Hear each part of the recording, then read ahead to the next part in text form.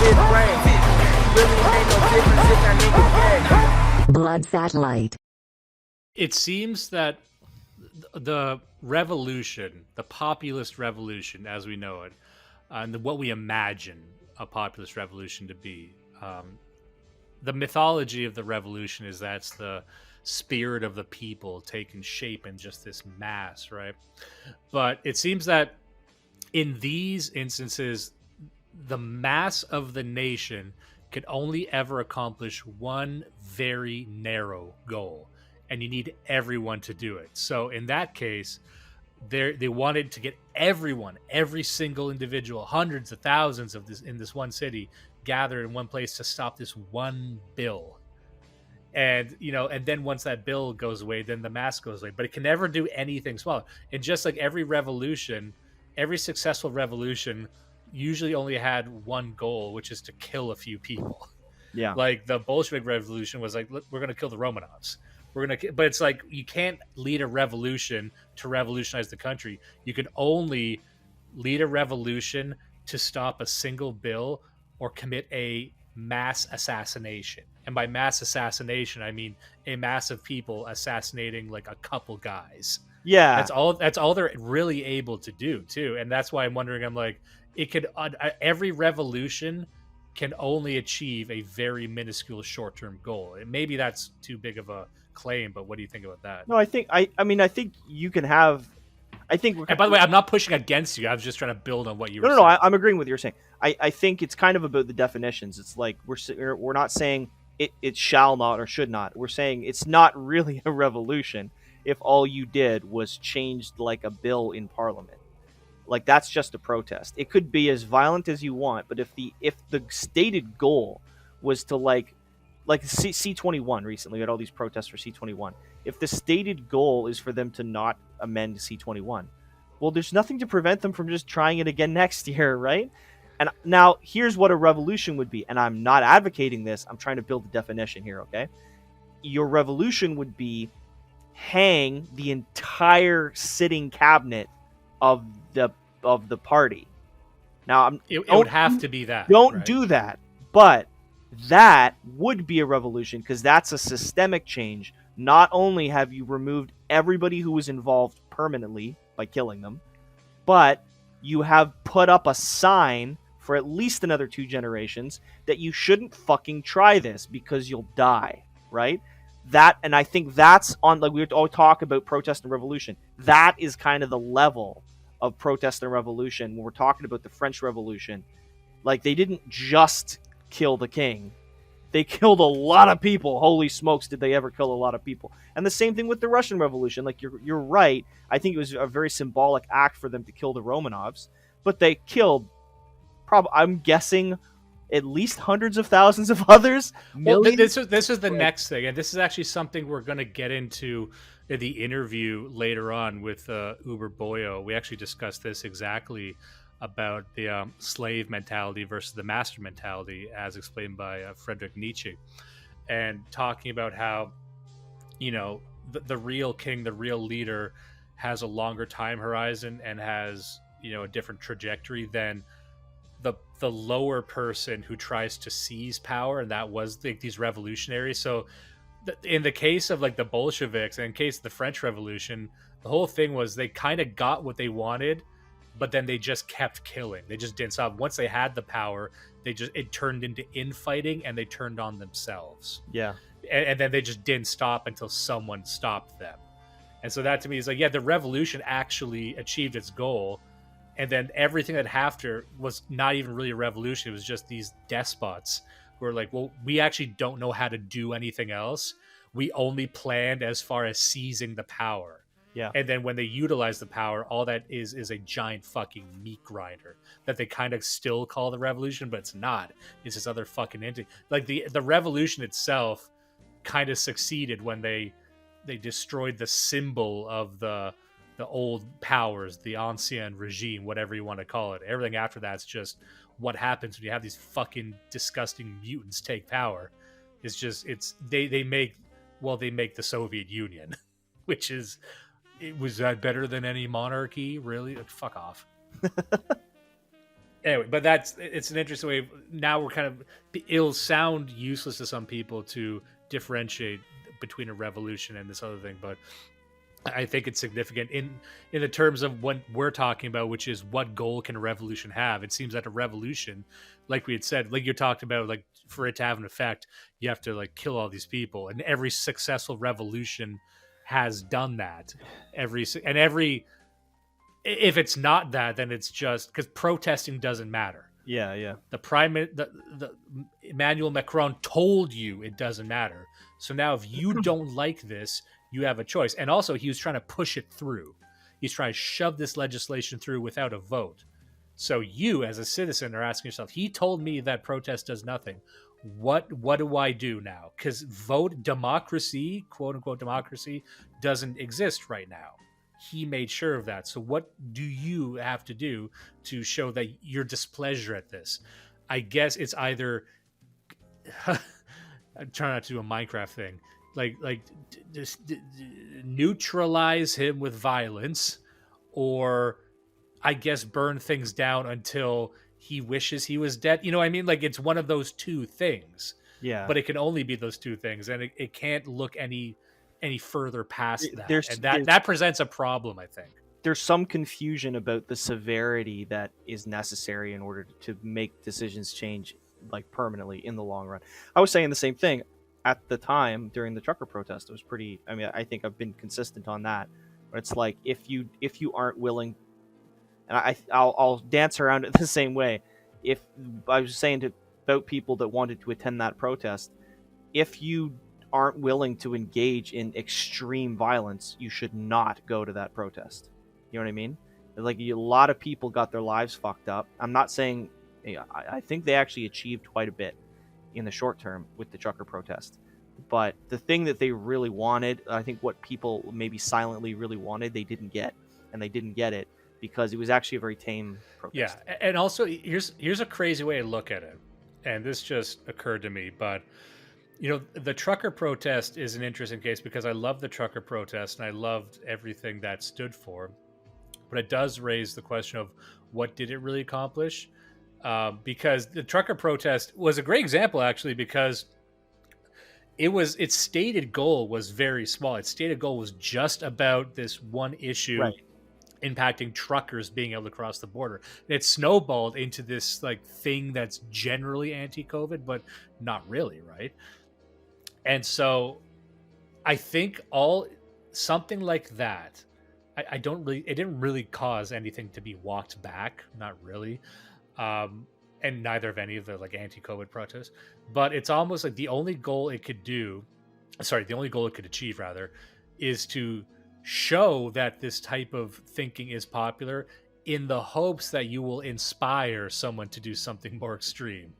That seems to be what it is. Like you show up to make it seem like this is cool, this is energy, this isn't scary, this is a popular idea, and you're kind of hoping that someone else does something, either the person in charge does something or someone does something to that person in charge. There's just this sort of general hope that something happens. Now, am I just rambling here, or does that make any sense? No, I think that's probably one of the only positive takeaways to a lot of these protests is you're looking at it as a single notch in a ratchet across possibly generations. And the way we reach our very, very long term, like our macro generational goal or whatever, would be through making sure every one of these incrementally increases people's comfortability with protest, and that we're moving the needle every time. I do feel like the majority of the time it doesn't even move the needle, or worse, it moves the needle in the wrong direction. Like in Hong Kong, it moved the needle in the wrong direction. The outcome of that massive protest was that people are completely burnt out on protest. Prior to that, there had been pretty consistent protests for a long time. And then after the big yellow vest or the yellow umbrella movement in Hong Kong, there essentially has not been a single protest.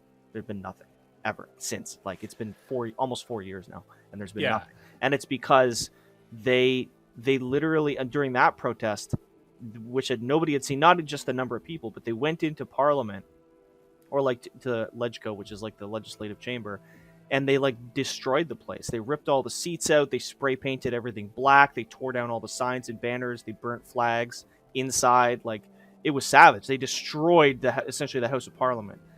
And then what they did, it was kind of a Trudeau thing afterwards, where a lot of people got banned, a lot of people got black bagged, hundreds of people lost their jobs, livelihoods, bank accounts seized, and essentially nothing changed.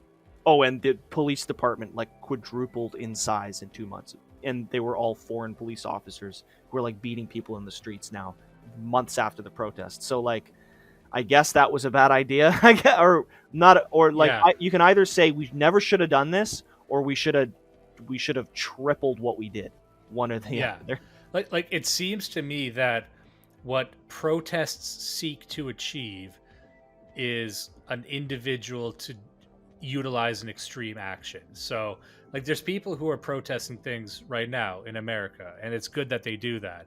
And you're trying to raise awareness, you're trying to get people attention on this, but you're actually deep down hoping that someone does something crazy. Either it's like someone in power actually does what you want, and because what you want is extreme. Every single protest is pretty much in favor of something extreme happening. Even the Occupy Wall Street protest. Yeah. What they wanted was they wanted these bankers hanged. Like I remember it. I went to a few of them. I'm sure you probably did too. But I'm like, they were asking for extreme stuff. Every protest is asking for an overhaul of the system, and they're hoping that someone somewhere does something extreme. And that's right from Occupy Wall Street. That includes any sort of White Lives Matter protest. Like when you're at a White Lives Matter protest, you're hoping that someone does an extreme thing somewhere. And then there's that, but then there's these two other phenomena. There's the riot and the revolution, almost as an orgasmic expenditure of, it's a pressure release. That's probably a less gross way of saying it. It's a pressure release, like you'd said, where everyone burns each other out. The trucker protest, everyone burned themselves out. And there's not going to be another trucker protest. And it was kind of this lightning in a bottle. It's good, and I encourage people to do it, but then you're almost spent. And then there's this third thing, which is what we're undergoing right now, which everyone decries and says is foolish and stupid and impotent. But thinking of it now, I'm like, well, it seems that everything else is just as useless. And that is kind of what the dissident right is experiencing right now, where everyone we're in a pressure cooker. We're in this container, and we're broiling, and we're seething, and we're angry. And I imagine it like a boiler, like a water boiler that's shaking and jittering, and it's about to burst. And every so often, a bolt shoots off because of the pressure, because it can't take anymore. It needs to go somewhere, and a bolt shoots off, and that's someone doing something crazy. And then we say, "Oh fuck, a bolt!" Like, no, be more under pressure. But I'm like, you know what? Like, being under pressure like that and not venting that pressure immediately, because we just showed that venting the pressure doesn't really accomplish anything. It might actually be more useful to constantly keep yourself under oppressive pressure like we are right now. Yeah. I don't want it to sound like I'm advocating for lone wolf attacks, but just like, if we accept that every non-voting method of trying to enact change in society, because everyone who does this, everyone knows voting doesn't matter. The people in France right now know voting doesn't matter.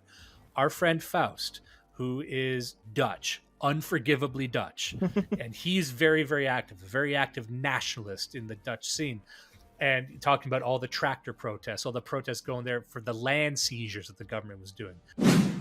So, massive protests going on here in the Netherlands right now, where Dutch farmers are protesting against rules that would limit carbon and nitrogen emissions out of their farms. Massive protests. They're blocking highways. They're blocking traffic. I've seen them even spraying manure on government offices here in some of the clips, which I don't think we'll show you this morning. But there's a real big point to this. Net zero is really going to hurt. They still seize the land. They can't vote this away. Everyone in the world knows that voting doesn't matter. Left, right, up, down, I don't give a shit. Everyone knows that voting doesn't fucking matter. Okay, so then you're left with these other options. Every single one of them, in one way or another, is praying for extremism. And there's either the extremism of the violent riot, which expends all that energy and doesn't get anywhere. then there's on the other end, the protest where you're praying for some other extremist and you don't want to kind of keep your hands off. You're not saying anything, but otherwise, then what the fuck are you doing there? But then there's the third thing that we're in, which is being in a pressure cooker. And every so often, enough pressure builds up that some extremist and thing that breaks off and shoots off and blows a hole in the wall. And I'm thinking, and maybe this is just me rambling now, but I'm like, I think that model might be more effective and less easier to control. Now, what are your thoughts on anything I just said? Yes. I was trying to say, like, our current situation, even though, keep this in mind, like, even though we are oppressed by authorities and whatnot, they're still very concerned with us. Even though we feel like we're cornered right now, they're still obsessed with us, because it seems the more they corner us, the more they're scared of us. Yeah. Which seems counterintuitive. And I keep thinking about it, like, why the fuck is that? Why are they still trying to lay into us like this? Like, we're pushed so far to the fringes, yet they're so fucking obsessed with us. And I'm like, that must mean that our current state right now presents perhaps an even bigger danger. Like, what they would like is for us to just go crazy and riot. Then they could. That was what January 6th was. Correct. I think, and I'm not anti-January 6th either, but like that seems to be what they wanted as well. Viewing all of these things in the context of, like you're saying, a pressure cooker, which is funny because that's one way of building a bomb, right? So in the context of it being like a pressure vessel of some kind, so you have a pressure release, and as you try to build up more and more pressure, you kind of reach the limits of the vessel where you will start to pop bolts off into the air. Without that being the plan. And you could say that, like, that's, if you view the movement as a pressure vessel, those are the lone wolves. And those lone wolves could be entrepreneurs. They could be, other people who are exploring new ways to affect change outside the political system. That's what I wanted to seize on. So the reason that it's valuable to let the pressure build up is because there are thresholds of action which can only be reached under certain pressures. And to the extent the pressure is released through things like the trucker protest, you are less likely to reach the thresholds where other more useful actions could be reached. So on a group level, maybe the energy spent in the orgasm of the trucker protest is something that would have been more useful in some of, like you said, something entrepreneurial later on. And likewise with the individuals, maybe the energy spent by those individuals, maybe the reason they popped off first is because they're under more pressure, or maybe it's because they're just more aggressive people, they're more high T people, they're risk takers. And maybe if we as a community and it's people like, oh, we need to de-radicalize them. Maybe we do, or maybe we just need to give them a big hug, right? Because maybe these are the people that would actually be super useful to us if you could bring them down a notch and prevent them from doing something crazy. Because it doesn't matter how extreme you want to be, lone wolf attacks don't actually help anybody. Even the ones where some of the most heinous people in our group will clap for them, they don't actually help anybody. And also, what we talked about with the successful revolutions across history, which is just a mass assassination. I'm not convinced that these mass assassinations of the entire power structure immediately lead to anything beneficial after. And this is, again, what we talk about with Uber Boyo later, which is a slaves revolution. And it almost immediately turns into infighting and bitter subterfuge and massacres after, until someone stops it. So to me, a lot of the people on our side are praying for that orgasmic release, whereas I'm saying, orgasmic release of violence, which I'm like, that's kind of what the oppressors want. Yeah. Or this mass revenge scenario, which I'm not even sold that that's what does the day after that look like. It doesn't usually look good, and we know this because we've seen it. So like we were saying, I guess what I'm trying to summarize the point, which is this pressure cooker scenario, which some people think is our greatest bug, I think might actually be our greatest feature. and all which causes all the infighting, which causes all of the people being excommunicated. But I also think that's also sort ranking out the types of people you don't want. Yeah. So we're creating a more healthy organism, and I'm interested in exploring new ways of extremism which don't look like or sound like or don't behave like violence. Like and maybe that type of experiment could only happen in that pressure cooker, because the pressure cooker cannot be led astray. A protest can be led astray. A riot can be led astray. Look what happened with that fucking big-headed faggot who was trying to co-opt the trucker protest. You know the one I'm talking about, right? Yeah, that guy. There's always a guy who rises to the top to try and lead it, and the pressure cooker never fucking has that. And that is, I think, a more exciting ecosystem. Anyway, sorry, cut you off. Going with the analogy of a pressure vessel, you could describe it as a bomb when it's uncontrolled; it just blows up. But also, this is a piston in an engine, or it's the boiler in a steam engine, right? Like it's an engine. You could describe it as we have this thing organized mechanically right now, where we are not in control of how quickly it fills up. We are not in control of where the pressure escapes, and we don't have anything to do with the pressure.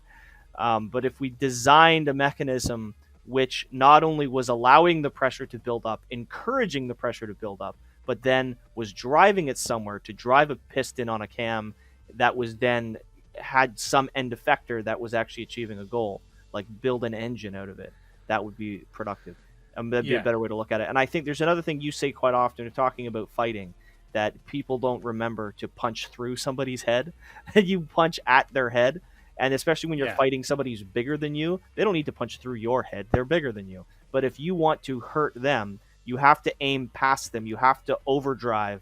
And I think that's something else to do with these protests, where it's like you're aiming for the head, and you shouldn't be aiming for the head. You should be aiming for the house across the street behind them, right? You want hypersonic fist, and you might still lose, right?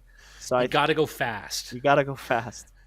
Yeah, if a think tank is a collection of some of the greatest minds and the greatest resources just put into one place and seeing what it comes up with resources plugged into it, then this is a decentralized radicalism tank. And I think a radicalism tank can come up with some very exciting things if you just keep that pressure on, which sounds like a crazy thing to say for some people. But looking at it this way, I'm like, this might be the best environment to create the types of men of action, the types of, 21st century cultured thugs that you might need to actually accomplish things in new and novel ways. Are you ready? Excellent. Let's go. Don't horse around. I was thinking about how up until now I've been calling this this series of history. I'm calling we're doing a deep dive on kind of world history. And I realized that thematically everything I've covered and am going to cover in the next couple has mostly been barbarians. So I might pivot what I was talking about and say this isn't just world history. When we talked about sort of the Middle Eastern cults going back to antiquity, going back to the Bronze Age, we talked about the collapse of the Bronze Age, when we talked about the Vikings. In essence, what we're talking about is the rise and falls of these sort of pagan societies and what some might call barbarians. And we'll get into this next episode when we talk about the Huns. But when I say barbarians, I'm not making a value judgment. I'm not saying anything morally about the individuals. This is more just everything that would be existing outside of these central huge governments, that would be outside of Christendom, outside of Rome, or outside of the centralized Islamic State, whatever it is. Just like arguably most of the world. But what we started to see and what we're going to see is certain commonalities between a lot of these quote-unquote barbarian, Viking, pagan groups. A lot of them rise and fall in the very same way. And so we're going to see that today with this analysis, which is the Mongols. And this is something, when I set out to do this, I was very, very interested in the Mongols, just like the Vikings. And at the time, I called them Asian Vikings. And there are some commonalities, but there's some significant differences as well. Arguably, the Vikings did more. I think the Vikings would have had a better case for leaving a lasting impact on Europe, maybe even more than the Huns. But the Mongols I always found very, very fascinating, just what I knew. And I think the Mongols as a group sit pretty high in the minds of people as significant historic movements. And people to this day still talk about Genghis Khan like he's this great, great ruler. And in many ways he was. But in reading this book, the book titled The Mongols by David Morgan, this was published in 1986. And what I love about books that were published in the mid to late 20th century, people say, oh, they're not woke. I'm like, true. But they also, it's funny reading a book where it talks about like the Soviet Union, like it's still a thing. You know, I was reading one again about the Huns, and it was talking about, you know, Soviet historians and things like that. But it also, it speaks about race and ethnicity in probably a way that you couldn't speak about it these days, right? Mm-hmm. But you know, when I read these books, I'm always trying to find the narrative through line. And what I loved about this book, it's simply titled The Mongols, was it was a pretty academic study. Whereas a lot of modern books, because there's a lot of books you could get about the Mongols and about Genghis Khan specifically. And these books are written in a very narrative fashion. And this book isn't that. This book is really just a historical analysis broken down across, you know, just here's who they were, here's their art, here's how they acted. There's no narrative flourishment, which is very, very difficult, because once you start adding in that poetry and that all that cool stuff that people like to read, the biases of the author start to come in. One little narrative thing I found in this book, and the history of the Mongols, I found interesting, and this can be applied to a lot of other similar groups, is that they weren't as significant as I originally thought. A lot of that's mythologizing of the Mongols. And the second was, it made China seem very, very cool. Made China seem very, very powerful in their relationship with the Mongols. Because one thing we'll get into in a second is that the Mongols actually did take over not the entirety of China, but a couple of the Chinese kingdoms, because China was 3 kingdoms at the time. And you know, one of the Khans was actually in Chinese history, and he's still remembered. There's a lot of Chinese paintings about this kind of short but strange time where the Mongols were in charge, and then they just went away one day. And the one thing you notice is that nothing really changed when the Mongols were in charge. Nothing really changed much before or after the Mongols. Like, it makes the Chinese, not the Chinese race, but the Chinese, I guess you could call it the Chinese race, because like it stretches back so far, and they had such a centralized power structure that the Mongols and no other adjacent territories had, that it kind of felt like it was this permanent thing that the Mongols could never really defeat. And there's a confidence to that. And I think it's that sort of confidence that enraged the Mongols too, like saying we can take that. But once they had it, they didn't know what to do with it. We're just going to take a tour through Mongol history. Come along with me. Here we go. So the Mongol Empire at its peak stretched from Korea to Hungary. So that would be most of Asia and Eastern Europe. But for them, despite all their conquests, there are multiple different hordes. And so we kind of group them under sort of the Mongol Empire, but there were different areas and different people in charge of different fronts of expanding that empire. The great conqueror of Asia and the Middle East, Genghis Khan, divided his kingdom into Khanates among his 4 sons. The eldest son, Batu, inherited the westernmost part of the empire, covering Russia and Kazakhstan. But the crown jewel to the Mongols was always China. Even as they were invading Europe, they didn't really give a shit about Europe. Even as they were invading Russia, they didn't really give a shit about Russia. It was always more about China, this wealthy, huge kingdom. But their full control of this area that we're just talking about only lasted around a century, which sounds like a long time, but in historical terms, not really. Certainly not compared to Rome or anything else, but even compared to other, upstart kingdoms. And what you find with the Mongols and other similar kind of quote unquote barbarian movements is that so much of their power is tied to one charismatic leader. And once that charismatic leader has, just like Attila the Hun, just like Genghis Khan, they had this ability to, for a brief moment, unite everyone. And they're seen as the pinnacle. And that's why to this day, Genghis Khan is still seen as the pinnacle. No one really gives much of a shit about his sons. They kind of do, but not really. But it's still Genghis Khan. And so, but once he dies of natural causes, everything starts to fall apart. And we saw the same thing with the Vikings. They were able to find these great men were able to amble and climb their way to the top. But once they died, oftentimes passed away peacefully, everything just decays and it turns into infighting. And they're once again conquered by more centralized powers around them. Yeah. And so the Mongols came from what are called the steppes. Steppes, something people have probably heard before. The steppes, essentially a desert full of these tribes that were kind of on the border, the outer reaches of China. They tended to survive in these big fabric tents that people have probably seen before because they were nomadic. They moved around a lot. And not only did they move around a lot, they were obsessed with horses. Horses were central to their lives. Horses to the Mongols were what ships were to the Vikings. That'd probably be the best way to explain it. And they also loved drinking. This is mentioned in the historical records.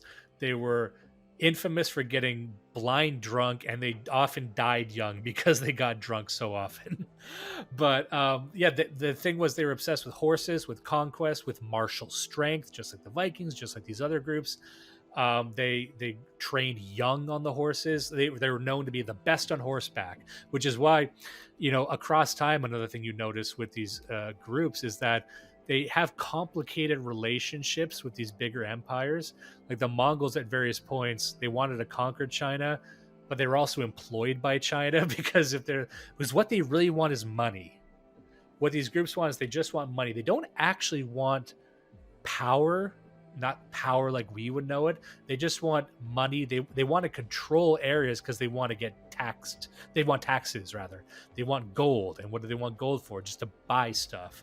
But what's so funny with the Mongols is, like, once they get these taxes, they don't really spend it on building palaces. They don't get nicer tents, really. They just kind of get it to have it. With the Mongols and these other groups, these barbarians, it is so funny that the more they succeed, the more wealth they get, but they just don't know what to do with the wealth, really. And that's remarked on in the book that at one point, the Mongol capital, one of the capitals that was founded by one of his sons, was called Quankorum. It's a cool sounding thing, but for visiting dignitaries and scouts who visited the city, the capital city of the Mongols, they would always remark about it, how shitty it looked. They would go there like, yeah, this is just a bunch of tents and huts. like comparatively, it's like they don't really have an interest in building a Taj Mahal or anything like that. So to them, it would just be like, I'm gonna have the biggest tent, And some other facts with the Mongols that I learned, and this is why Genghis Khan was so impressive, because the Mongols were essentially illiterate before Genghis Khan showed up. And this is what presents a problem with so many of these studies, is that we don't know a lot about them, like the Mongols specifically, is because they didn't really make things to last. This was the problem with the Vikings as well. Like you make things out of wood and you lead a life of conquering and not scavenging, but conquest, but you tend not to settle. If you're not a people that settles, you're not people who build things that are permanent. You're not the type to carve things into stone. You might carve things into wood, but the wood rots because you don't actually give a shit about making anything that lasts 1,000 years until you get a great leader. And this great leader is usually the one that teaches the people how to write, to create a language. And that was Genghis Khan. But the problem is, their histories tend to be written by their enemies. And this tends to color how we understand them. So this means that our understanding of a lot of the barbarians are more extreme than they might have been. And they weren't nice, but in the sense that no one was nice back then. But if they don't record their own history, all we have is the people who were afraid of them or who hated them or wanted to tell stories about them boiling babies alive or whatever. But that's why, it's kind of one-sided, some of these. So we try and be as fair as possible. And which is what's so amusing about some of these real books, these academic books, is that they spend a great amount of time arguing with other historians or presenting you. And I love this book especially because it will present to you like 3 or 4 historical interpretations. And then we have to try and decide which one sounds more reasonable. Kind of like with the Bronze Age collapse that we just discussed. Like we have a bunch of stuff that doesn't really fit together. What's the most likely thing that happened? Like we know that the Jews were exiled from Egypt around this time because we can kind of triangulate that based on other information, right? Their approach to China. So just to reiterate, China around this time, around the 1200s, the 1200s is what we're talking about. China was actually 3 separate empires, with the Sung dynasty being the biggest and the most traditional. And the steppe region was disorganized and kept that way purposefully by Chinese interests. And so this, just knowing how far back in time this goes was very engaging to me, because China was always concerned with the Mongols. They have all these tribes, these violent people. They know they're making incursions into China. They're going to these villages and raping and pillaging and stuff. And they're slowly starting to amass power. And China, every time they saw a leader start to amass power, they would fund their enemy or their rival or their competitor and just keep everyone at a level playing field. So they were sowing discord and chaos amongst the Mongols for the longest time, just by literally throwing money at whoever, just to create, confusion and conflict wherever they could. And it was pretty much that easy. And it worked for quite some time until Genghis Khan showed up. Genghis Khan soon turned his attention to the vast Chinese dynasties in the east. He knew the emperor would never allow such a strong and unified Mongolia on his borders, and so decided to take the first strike. Heading into China, the Khan's army plundered, raped and killed any who stood in their way until they reached the capital of the north, Zhongdu, now called Beijing. The city was one of the most advanced in the world, sporting 40-foot high walls that were completely alien to the nomadic Mongols. To get into the city, Genghis Khan used captured Chinese engineers to design siege equipment and camped outside the walls, cutting off vital supply lines. Here's the funny part. Like other Chinese sources of the period, it shows almost no interest in any part of the world other than China itself, and as a generous concession, its immediate neighbors. There are no sections on any other Mongol khanates. The affairs of those states appear rarely, and then only in the course of events that are related because they are relevant to China. The only foreign countries that rate separate treatment are those that have always received it in the dynastic histories: Japan, Korea, and Burma. And really up until then, the only source they had that was actually from the Mongols is The Secret History of the Mongols, which is a fascinating book, which I looked at for this. But, that's more of the Mongols' own mythology.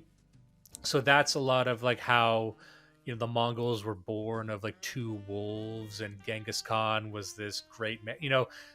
The mythology itself is interesting, but I wanted more of a academic sense of the people and what actually happened. But the secret history of the Mongols is like essentially the only surviving thing, and it only survives because it was translated by Chinese dignitaries. So it was actually up to the Chinese to translate it. So maybe some of it didn't translate perfectly, but that's what we got. And eventually the Mongols did take over the large swathes of China, and it was given the name of the Yuan dynasty. So that's the period, if you hear on, like, that's the period where the Mongols were in charge of everything. And what's interesting is their relationship with China as they were invading. The Mongols hated cities. And this is the funny thing, that even when the Mongols took over a territory, they would never want to reside in the territory. And that's what would separate them from the Vikings. Really, they just wanted tribute. They were just, like we talked about in these other groups, like a mafia. They were shaking down these empires. But like to their core, they hated cities. Living a sedentary lifestyle was discussing them. They looked at commerce as being weak. But like that's why even their own cities were garbage, because the idea of like living in one place made no sense.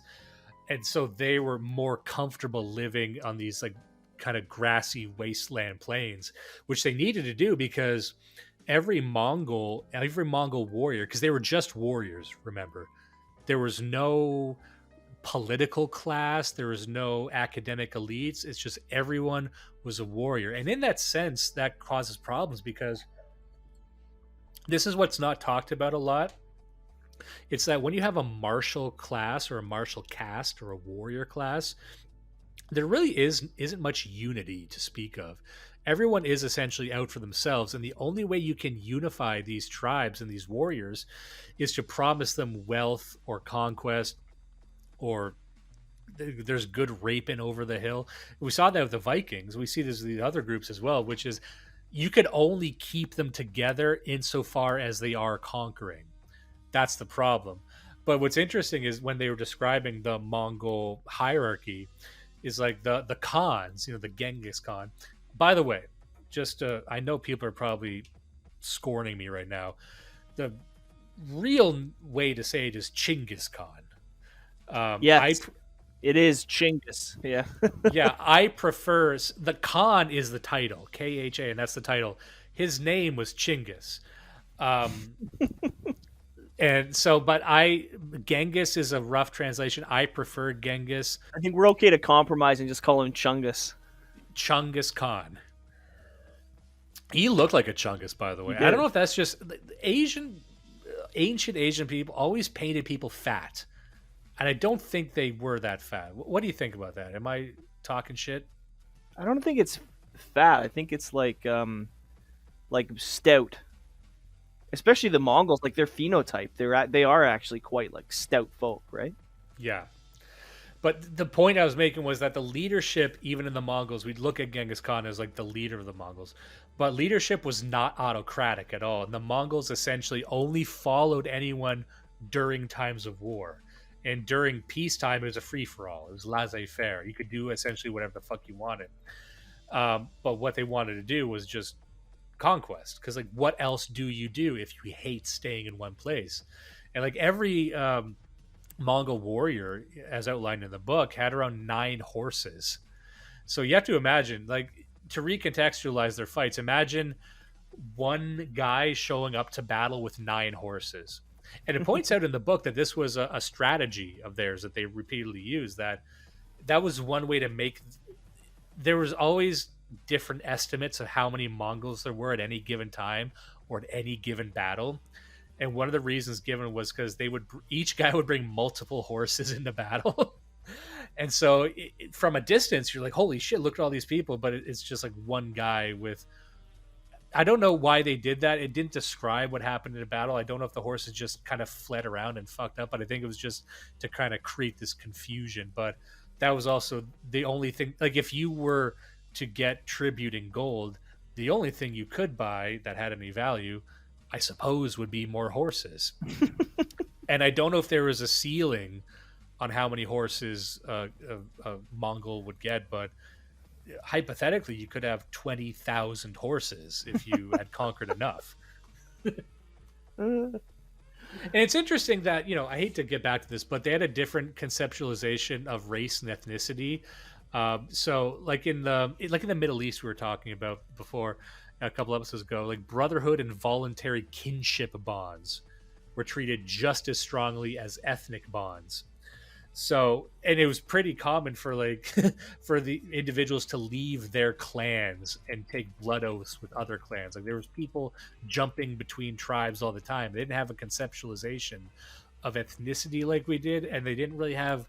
And that's something that always strikes me as I look further back in time, because in our current historical period, especially guys who are on the broad right currently, they talk about like it's family first, everything's family and blood. And I'm like, true, but people were making blood oaths all the time back then, and they were treated just as close as family, which means that they devalued family back then, but also valued voluntary kinship just as much as family.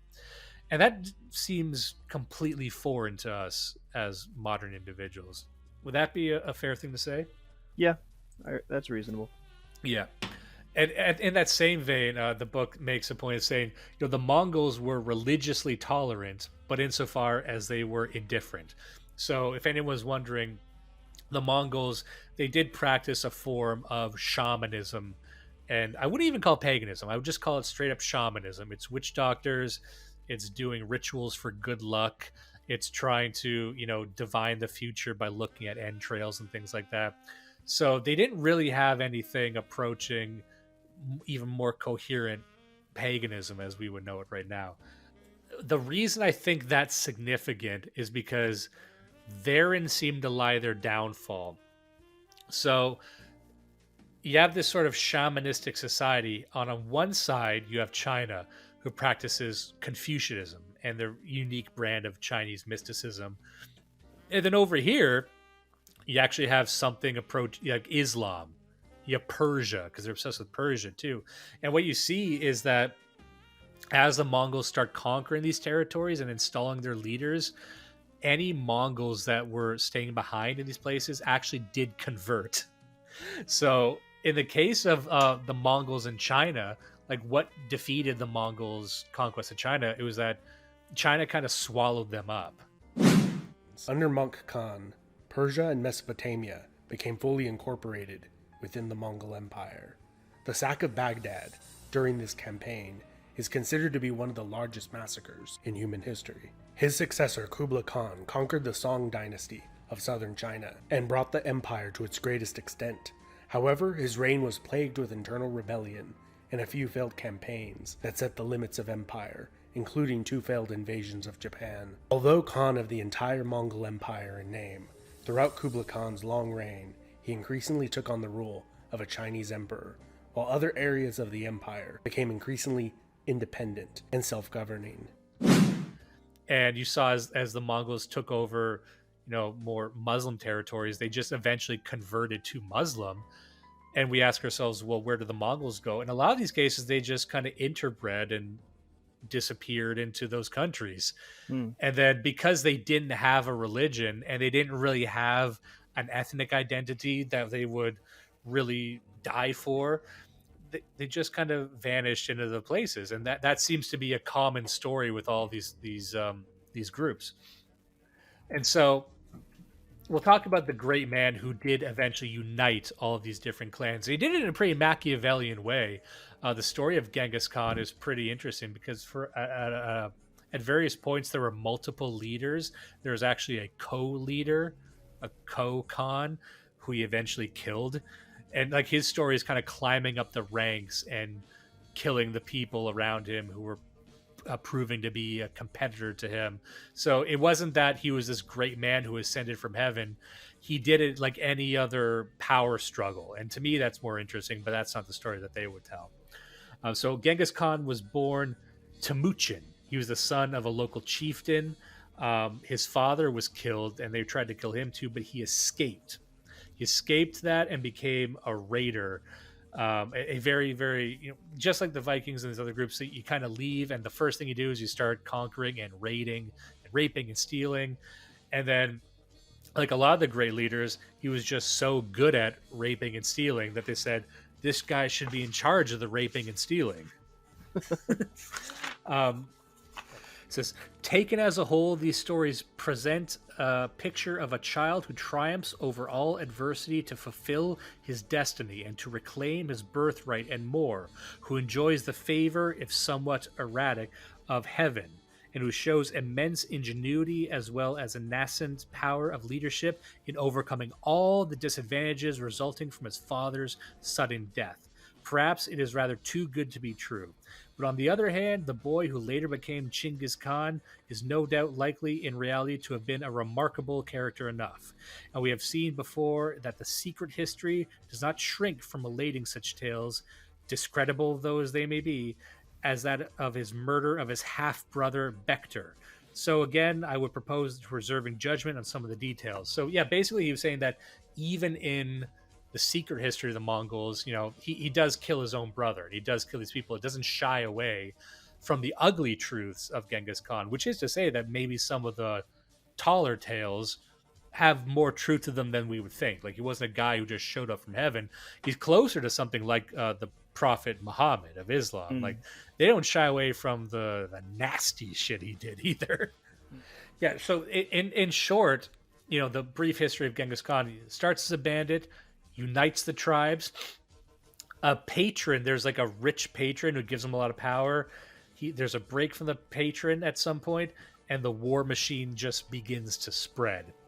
Yeah, the story outlined in the book is largely Genghis Khan having to kill his own princes and partners, either from betrayal on their part or most likely his thirst for power. Because the story of Genghis Khan that they like to tell is like he just kept getting betrayed by his closest confidants, when in reality he probably just killed them because they were inconvenient. But, you know, maybe those two are the same thing. Chinggis, the name he adopted later, means oceanic in the exact translation, which they think might actually mean universal, and those two are synonymous. And he assumes this title after conquering the Tartars and uniting the tribes of Mongolia. After he died, this is just a fun fact I didn't know, but he mentions in the book that he's buried secretly on the top of a mountain, since height was very, very important to Mongols. And this ties into the shamanism of having the high ground. Like, the higher up you are, the more divine and holy you are. So to them, being in the lowlands wasn't as good as, you know, the sacred mountains. And you still see a lot of that in the region today in Mongolia. And after Genghis Khan takes over, there's just a line here from the book. It says, the tribes of the Mongolian steppelands, not for the first time, had a supreme ruler. Chinese policy had been circumvented. They had failed to keep the tribes at each other's throats. But unless something decisive was done with the newly formed military machine, it would soon dissolve into quarreling factions again, and Mongolia would revert to its earlier state. This, to my mind, is at least one explanation for the beginnings of the Mongols' astonishing career of conquest. A superb army, potentially invincible in the field in the 13th century conditions, had been successfully created. But if it was not used against external enemies, it would not remain in being for long. The only matter that required a decision was in which direction the armies were to advance. And the directions they advanced were actually in all directions. But you can kind of see the ticking clock on this thing. Like, you're eventually going to come to the end of your conquest. And it should be noted that there's some tribes throughout history that are, it's in question whether or not they really wanted to conquer forever. And some people are like, oh, they just wanted this land or that land. But there's enough evidence to show that the Mongols really just did want to conquer until they could conquer no more. They wanted the world. Genghis Khan died in 1227 during his final conquest into China. According to the secret history, his last words were, "I have conquered for you a large empire, but my life was too short to take the whole world. That I leave to you." He appointed his son Ogadai as his successor in the hopes that he could complete the divine mission. Genghis Khan was buried in an unmarked grave, with all those who arranged the funeral apparently executed in order to keep the location a secret. They had their eyes set squarely on Europe. They wanted to go to Russia. They wanted to go as far as Britain. They probably would have gone to Africa if they could. But the Chinese had a saying in relation to the Mongols. It sounds like a very Chinese saying because it involves animals.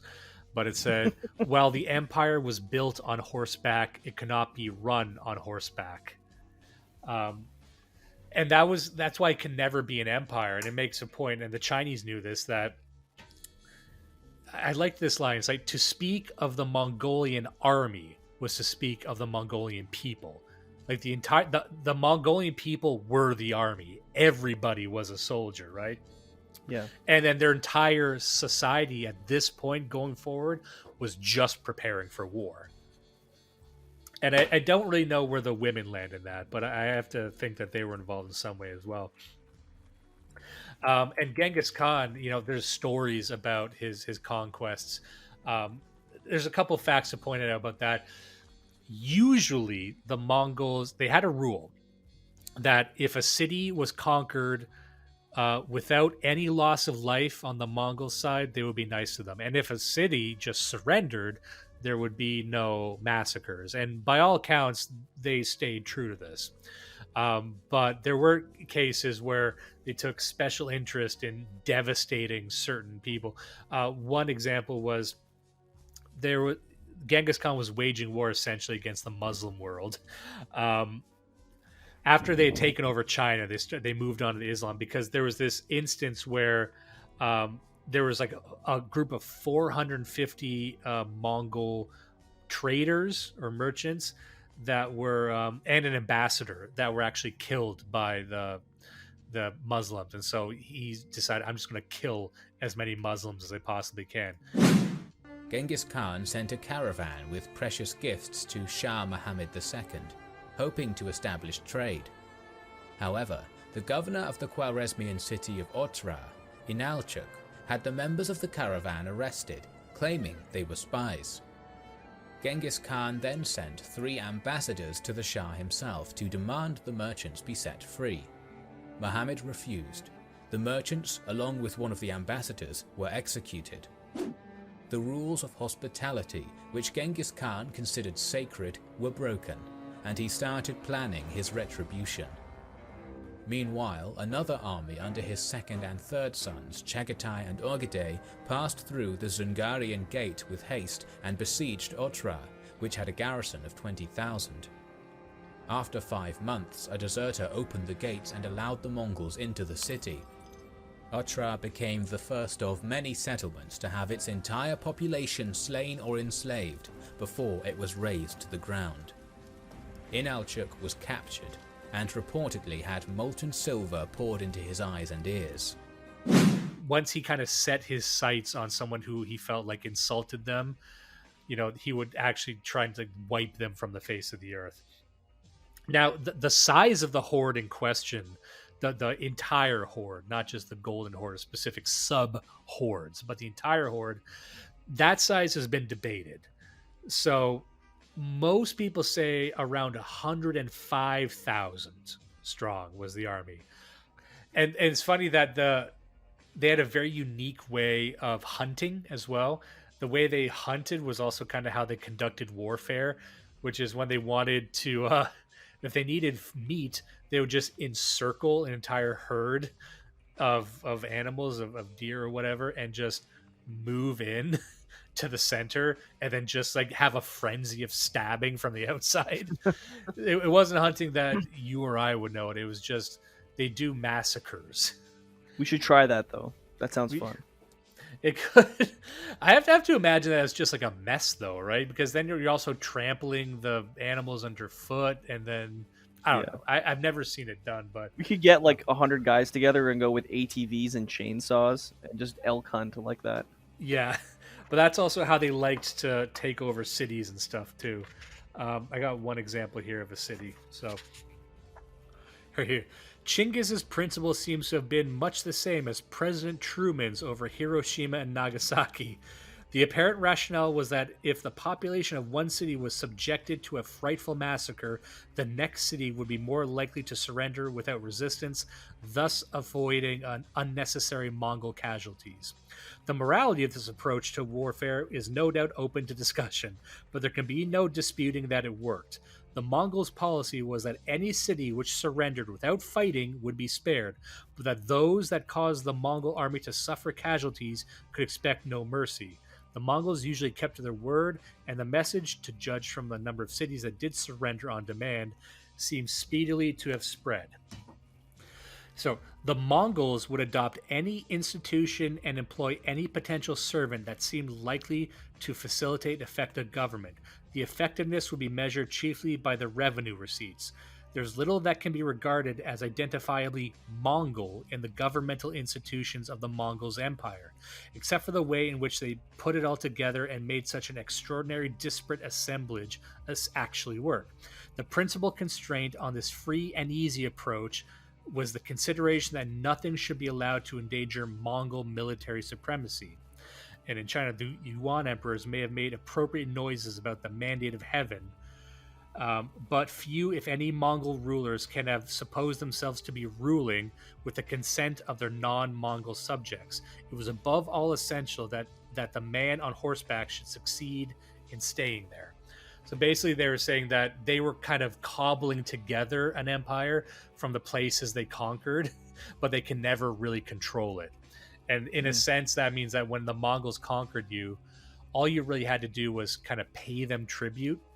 And that tribute was only to keep the war engine going. So it was an interesting way of thinking about conquest, because when we think about being conquered, you think of, soldiers in the streets and stuff, but you're conquered by people who hate your culture, don't want to live in your cities, don't want to learn the language, and don't really want to change the government or even run the government.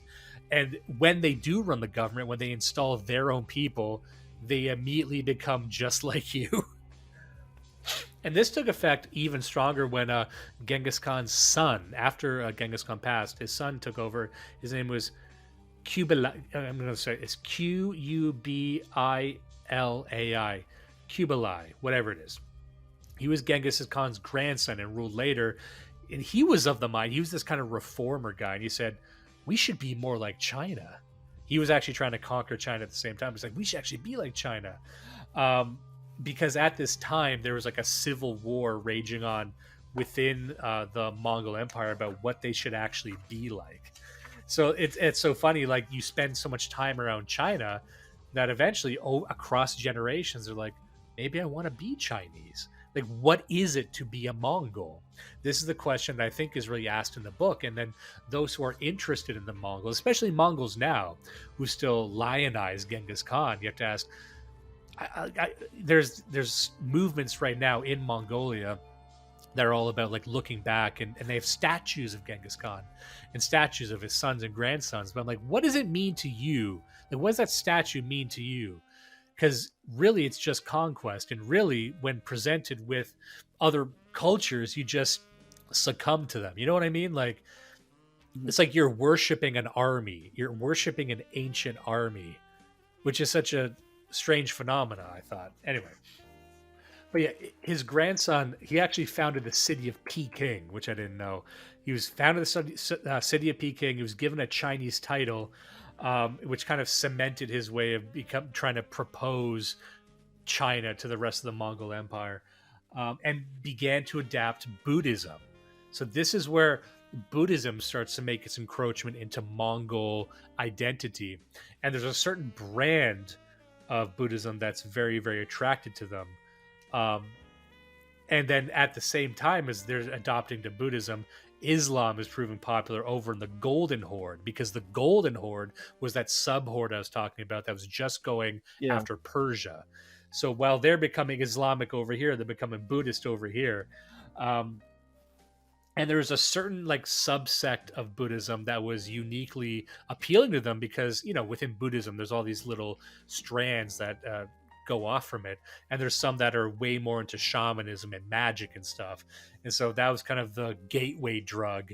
And just like in Islam, there's certain aspects of Islam that you can get into through magic and through the dark arts and stuff. Not all of it, that's the fringe stuff, obviously, but you can see how that would be uniquely appealing to a shamanistic or even a pagan thing, and then over time they just adapt to the more mainstream version of it. And there's one note in the book that I really loved, and I never considered this. So after Genghis Khan dies, as I mentioned, it went to his sons and then went to his grandsons. But before Genghis Khan, there was no rule of hereditary, rulership. This was a new thing, and it was never really even questioned. No one really even made a real power play for the throne. Everyone just kind of assumed it would go to his descendants. And the reason that is because very cleverly, Genghis Khan introduced a decimal-based army system. So he kind of, as he established the army, he reshaped the army. And what that had the function of was making it so all the old tribal loyalties went away. He quickly rose to power by forging strategic alliances with other leaders. Unlike those Khans, Temujin promoted soldiers based on merit and distributed spoils evenly among them. His most brilliant move was to scatter the nomads he conquered among his own soldiers so they couldn't join together against him.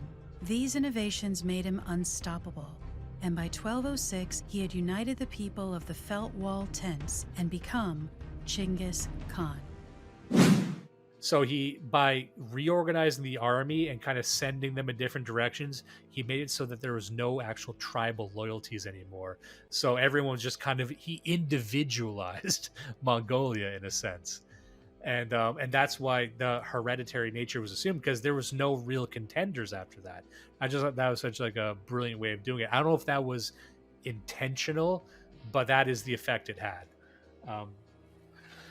One other front of the war, and I know we got to get going soon, so I'll wrap this up momentarily, but another front of the war we haven't talked much about was Russia, because the Mongols did invade Russia as well, and they actually had much of an easier time of invading Russia because the nature of Russian power at the time was these sort of feuding princes and everything, and if the Russian power structures were able to unify, they could have repelled the Mongols, but even as the Mongols were invading, they were still bickering and infighting, so the Mongols just ran right over them. And unfortunately, the story of the Mongols in Russia is much worse. In China didn't really seem to give a shit, but the Russians were deeply impacted by the incursions of the Mongols, and they had a much, much worse time of it. And like one of the reasons, because they didn't really even give a shit about the Mongols. Even as the Mongols were invading, they were still more concerned about the fucking Swedes. You know what I mean? All right, so here's kind of how it ended. Many Mongols did indeed remain in China after the fall of the Yuan dynasty in 1368. The new Ming rulers were not so xenophobic as to be blind to the advantages of having Mongol cavalrymen available to them. The specter of a new Mongol conquest of China was always before the eyes of the Ming emperors, and it was sound policy to be prepared to fight the Mongols with Mongols to some extent. In Persia, there was no eviction of the Mongols when the Ilkhanate dissolved in the 1330s. The Mongols of Persia, probably always fairly small number, were in due course absorbed into the Turkish tribal population, which, apart from a brief interlude, provided Persia with its rulers until 1925. So those are like the two main fronts. And then he makes a point in the book that 1984 marked the death of the last descendant, the last provable descendant of Genghis Khan. The last descendant of Genghis Khan died in 1984 as a Chinese bureaucrat. And he was known at the time to be that, but that was kind of like, that's it. That's kind of where it ends up. Mongols, about how I'm fascinated with the story of these sorts of tribes, and this happens across the world. These tribes that are united by one enigmatic, powerful, power-hungry, ambitious figure who decides to like actually unite them for the better, but the process by which they end up dissolving away afterwards has always been of interest to me. And how they uniquely adapt into these other religious systems. And then even in the modern day, like what do we see? We see a revival of the sort of Mongolian identity, but like, can you worship conquest itself? Can you worship like an ancient army?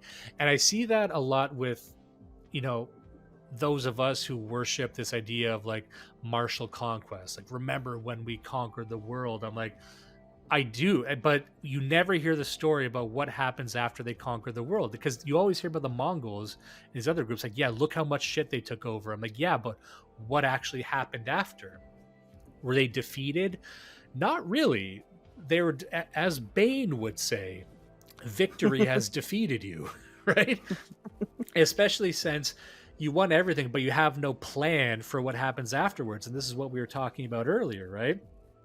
You get everything you want and then almost immediately collapses into infighting, or you become magnetized to the next enigmatic force, which is usually some other religion or identity, because it turns out that identity wasn't terribly strong to begin with. Now, what do you think of all that? I was kind of all over the place there, but it is remarkable because, like I had said, the Mongol Empire really wasn't active for that long, and we almost like to mythologize them now, and I'm not saying they had no impact, but it seems that those entities that are defeated by their own victory, I think the one angle is it's dudes rocking, like it's cool to see what dudes can do frankly somewhat disorganized, not really any goals, but like to go in all directions and shut down all those empires at once. But then the cautionary tale part of it, like you're saying, is, I mean, you get what you pay for, you know. So if you're just saying it's conquest for conquest's sake, sure, but your lifetime, I mean the not lifetime, like the lifespan of the empire is essentially the lifetime of that commander. Because after that, I mean, your culture, your religion, your language, none of that apparently mattered to you. And because that wasn't part of your identity and part of your goal, you kind of just fizzled, like you dissolved. And it seems like nobody had a problem with that. Like they were cool with it. But I mean, that's very different from where we're at. Yeah. So, and so just here's a little part here. Altan Khan was responsible for a momentous innovation, the reintroduction of Tibetan Buddhism. Buddhism appears to have died out among the Mongols after the fall of the Yuan dynasty, and shamanism recovered its old position. But now, growing dissatisfaction was making itself felt with the barbaric nations of shamanism, its bloody sacrifices, its primitive cosmology, its unattractive revelations of the world beyond, its complete lack of organization, which made it useless as an instrument of political power and did not provide the careers and dignities offered by a hierarchical church. The Buddhism, which was now to become a religion of Mongolia, was a reformed variety of Lamaism, promoted by what is known in the West as the Yellow Hat sect. It soon transpired to general satisfaction that Altan was a reincarnation of Kublai, and the guy we talked about before. So he basically brought back Buddhism, and you know that might have been a bit of editorializing in the quote there, but it seemed interesting that there were rumbling as the Mongols were exposed to these other hierarchies, other cultures, and other forms. They weren't able to maintain their sovereignty without being pulled into the orbit of these other entities. And that's really what I found most interesting about the Mongols, other than their capabilities for warfare and China realizing that the only way to defeat the Mongols was the Mongols themselves, you know. But you know, one does wonder, it's like, would you have even been able to conquer the world? Because when you increase in size, you necessarily increase in complexity. And that was the story of the hordes. Like the Golden Horde was just one horde for Russia and Persia. And then it fell by different means than the other horde. But you cannot actually keep one. You don't have the mechanisms to keep one horde. You only have a bunch of loosely affiliated hordes that just fly away from its own inertia. Do not let the rapists win. Listen and love Blood Satellite.